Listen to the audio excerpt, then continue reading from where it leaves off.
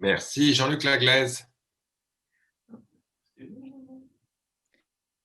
Merci, Monsieur le Président. Madame la Ministre, je tiens tout d'abord à saluer à mon tour l'énergie que vous déployez au quotidien en faveur de l'égalité entre les femmes et les hommes, et de la diversité, de l'égalité des chances. Notre société est fracturée de toutes parts et il paraît donc indispensable d'accroître nos efforts pour améliorer l'inclusion et lutter contre les discriminations. Alors que nous serons amenés à examiner puis à nous prononcer le mois prochain sur la proposition de loi visant à accélérer l'égalité économique et professionnelle de notre collègue Marie-Pierre Rixain, je souhaite aujourd'hui vous interroger sur l'enjeu de l'inclusion des personnes LGBT au travail. En effet, si d'immenses progrès restent encore à accomplir pour atteindre l'égalité femmes-hommes dans le monde professionnel, il en est de même pour atteindre l'égalité et l'inclusion de toutes les formes de diversité au travail, et ce, quelles que soient les orientations sexuelles et les identités de genre. Car aujourd'hui, les personnes lesbiennes, gays, bisexuelles et transgenres souffrent encore trop souvent du regard des autres, voire d'homophobie dans les cas les plus graves, que ce soit lors des processus d'embauche ou au sein de certaines entreprises.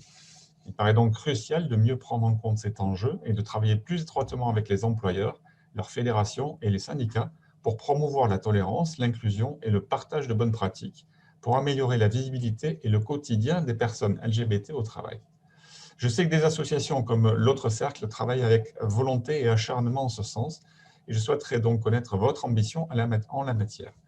Madame la ministre, vous connaissez mon engagement personnel sur ces sujets, et je profite de cette prise de parole pour vous apporter mon soutien plein et entier, et pour vous aider à faire évoluer les mentalités et pour promouvoir les valeurs de respect, d'humanisme et de diversité dans toute notre société. Je vous remercie. Merci. Monsieur le député Laglaise, je vais d'abord répondre à un petit commentaire que vous avez écrit parce que vraiment il m'interpelle. Vous avez dit que si nous étions dans une entreprise en termes de conseil d'administration aujourd'hui, il y a une majorité de femmes. Ça me permet de vous remercier pour votre engagement sur ces questions parce que je sais que c'est un engagement sincère, comme Roland Lescure.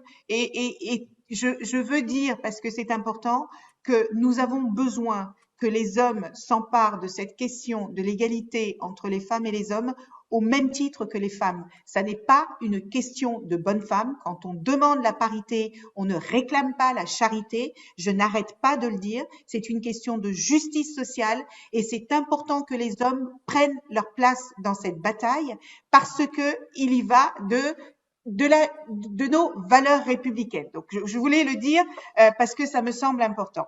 Ensuite, je voulais répondre à votre question sur le fond. C'est une question importante parce que les personnes lesbiennes, gays, bi et trans subissent beaucoup de discrimination dans la société de manière générale, mais dans le monde du travail également. Je veux rappeler qu'une personne LGBT+ sur 4 a été victime d'au moins une agression LGBT-phobe dans son organisation, que 41% des employés entendent des expressions LGBT-phobes dans leur organisation, parfois même de manière complètement... Ces expressions sont parfois inconscientes, mais elles blessent.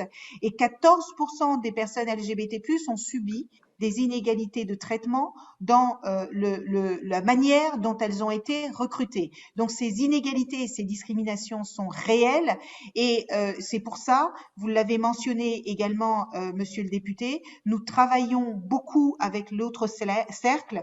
Sur ces 9 derniers mois, j'ai dû les rencontrer au moins 6 fois nous travaillons notamment ensemble sur le plan national de lutte contre les LGBT-phobies que nous avons mis en place au mois d'octobre dernier et une réunion du suivi de la charte est d'ailleurs organisée avec les ministères sociaux et elle se tiendra le 23 avril prochain. Et nous avons évidemment des échanges réguliers avec le monde de l'entreprise et le cabinet. J'ai déjà eu 3 rencontres avec eux depuis que j'ai pris mes fonctions. Et juste pour vous donner une idée de la manière dont nous luttons contre ces discriminations dans le milieu du travail, et ce sont des dispositifs que nous avons mis dans notre plan national, eh bien, il y a la promotion d'inspecteurs du travail de 2018 et 2019 qui a suivi des modules de formation initiatifs relatifs à la lutte contre les discriminations et contre les violences sexistes et sexuelles, parce que vous avez bien compris que la source de la discrimination reste encore la même. problème. Donc, quand on traite les personnes LGBT+, on traite également les violences sexistes et sexuelles.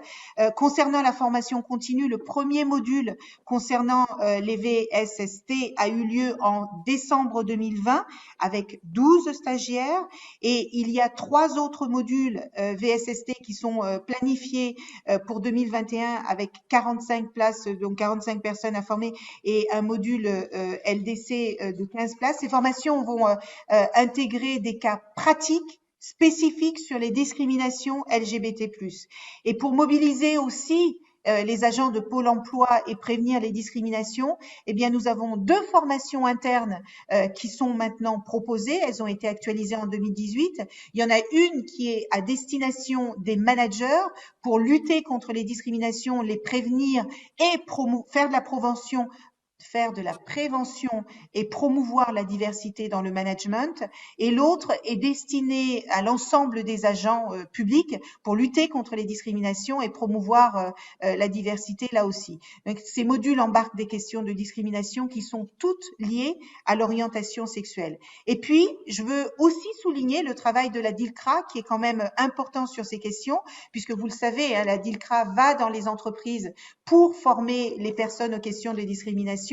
La DILCRA est en train de réaliser une brochure à destination des managers et des ressources humaines, et cette brochure devrait être disponible d'ici la fin du premier semestre 2021.